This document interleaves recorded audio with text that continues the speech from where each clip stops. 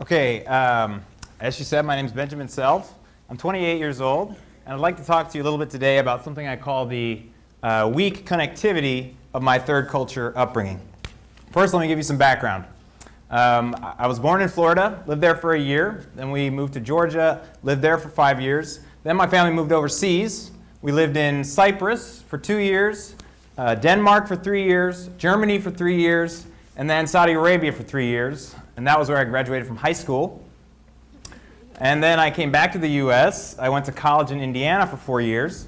Then I moved to DC, lived in DC for 2 years. Then I moved to Ottawa, Canada, lived there for 1 year. Then I moved to Toronto, Canada, lived there for 1 year. Then I moved back to Ottawa, lived there for 1 more year, finished my graduate program. And then I finally came back to my home state of Kentucky.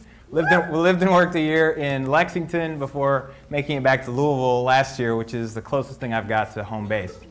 So I've done a fair bit of moving. And in case you're wondering, both of my parents are teachers. They teach in international schools. So all of this makes me pretty much a classic case of what's known as a third culture kid, or a TCK, also sometimes referred to as a global nomad. So what is a TCK? A TCK is a person who has spent a significant part of his or her developmental years outside of the parent's culture. So TCKs are distinct from immigrants in the usually temporary nature of their lives overseas. And the term originally applied primarily to the children of expatriate US military and foreign service personnel, scattered missionaries, aid workers, that sort of thing. But because of how the world has changed over the past half century, it now applies to a much broader swath of people. So TCKs are a vast, highly diverse, and still ever-expanding group who have essentially been born out of the interconnectedness of modern life. Now, as you can imagine, there are many, many benefits to this sort of an upbringing, and I don't in any way want to discount those. But at the same time, it does present a lot of challenges for a kid. Social scientists talk about 2 different types of social capital, or 2 different processes for building social capital, bonding and bridging. So in the image above me, bonding is on the x-axis, and bridging is on the y-axis.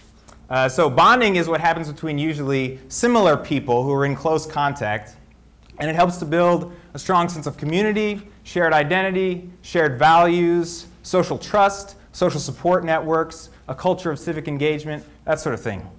Bridging, on the other hand, is something that happens between more dissimilar people, and it's what helps those bonded communities to engage, interact fruitfully and productively with people who are external to them or different from them. So ideally, we'd all be really good at both, right? We'd all be in that top right quadrant. Unfortunately, that's not the case. TCKs tend to be really, really good, as you can imagine, at bridging.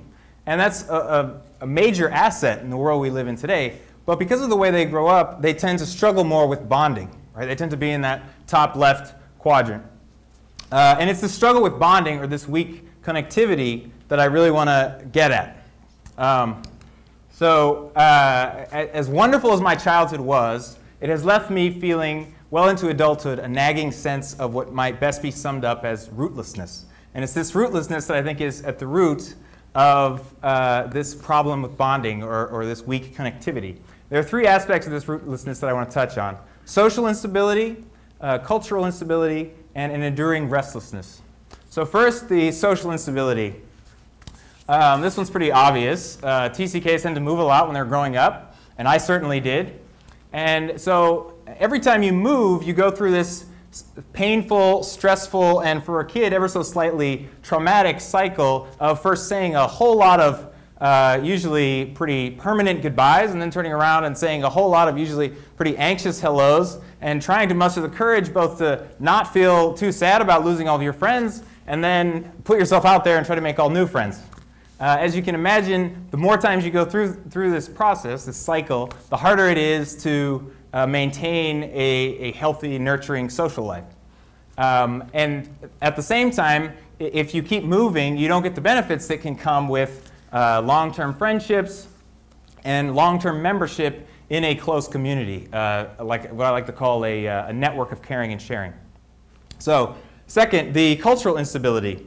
On the one hand, if you move a lot from country to country when you're growing up, you always have the obvious issue of having to play catch-up culturally. being ignorant wherever you go of local customs, local trends, local knowledge, the local language, local norms, like what's appropriate behavior, or what's funny, what's not funny. And for a kid, this can be a pretty significant social handicap. At the same time, this cultural instability can be a big problem in the process of forming an identity, right? Because we have kind of a reductionistic, mechanistic concept of human nature, we often tend to talk about culture primarily in terms of the kind of surface level stuff that you might see on the Travel Channel, right? The reality is, to use Gary Weaver's famous metaphor, that culture is more like an iceberg. So most of a culture and what constitutes an individual's identity is below the water's surface, right? It's invisible to outsiders, and it's learned implicitly and largely taken for granted by insiders. So the problem for TCKs and cross-cultured people of all kinds is that because of their confusing, contradictory, diffuse experience of culture, there are these massive cracks all through their iceberg, right? So that their whole identity, and by extension their sense of belonging, their sense of purpose, their sense of meaning for life, all of which comes from culture, is highly tenuous and unstable, at least until the cracks are sealed. And so this can be the cause of a lot of internal struggle when you're growing up and on into adulthood. And combined with the other things that I've already mentioned, it can be the cause of a lot of insecurity. And for me, this insecurity manifested in 3 different sorts of behaviors. Performancism, so that's sometimes sort of obsessive attempts to prove your self-worth through all manner of performance. Attention seeking, acting out, oversharing, that sort of thing. And of course, self-medication. So unhealthy coping mechanisms and or withdrawal. So the saddest thing about these sorts of behaviors is that they all tend to make us feel more isolated rather than less. And yet they pretty much reflect just a massive, frustrated desire to connect deeply with others, to be known and accepted and loved for who you are. So the third issue, an enduring restlessness. So a lot of TCKs, certainly this was the case for me, they move a lot when they're growing up. And so when you become an adult, this habit of moving, it tends to stick, right? You tend to continue to follow it, moving every few years, not out of necessity, but out of habit. At the same time, I think this restlessness, this urge to keep moving or to make a change is also grounded in a kind of addiction to novelty that you develop.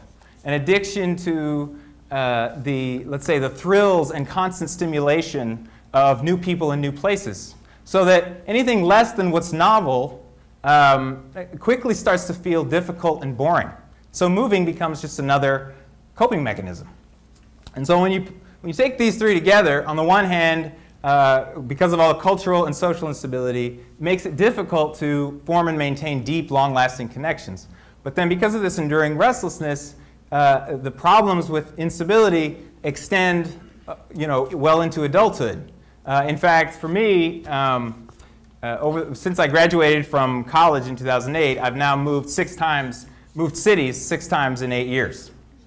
But finally, within the last few years, I've started to realize some of the problems with this. I've started to realize what I've been missing in life because of the rootlessness that I've been experiencing. And in fact, how sick it's been making me.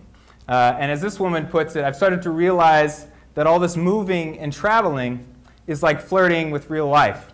It's like saying, I would stay and love you, but I have to go. This is my station.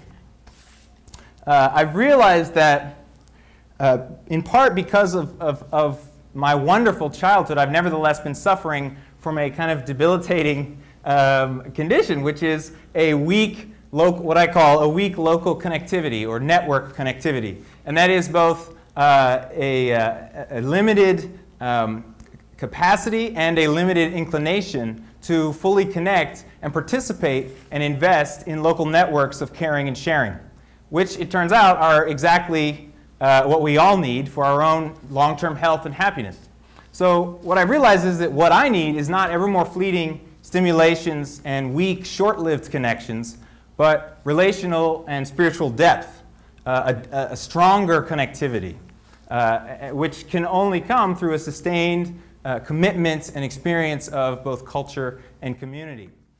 And yet, I wonder if my experience of weak connectivity is not just kind of an amplified version of what many or most people experience nowadays. I wonder how different growing up amid the social anonymity and extreme cultural diversity of major modern cities actually is from a third culture upbringing. A couple years ago, this guy named Stephen Marsh wrote an excellent article in The Atlantic where he talked about our epidemic of loneliness. And he said, for many of us, our web of connections has grown broader but shallower. We are living in an isolation that would have been unimaginable to our ancestors. We live in an accelerating contradiction. The more connected or interconnected we become, the lonelier we are. Well, that contradiction is one of the defining contradictions of my life. And I think for a whole host of reasons, it's increasingly becoming one of the defining contradictions of our time. I think clearly what we all need are better communities, cosmopolitan villages, you might say, a stronger connectivity. And my hope for TCKs and for cross-cultured people of all kinds is that we will increasingly learn to bring the many benefits of a multicultural upbringing to bear in sustained ways in our communities, wherever we ultimately decide to take root. Thank you.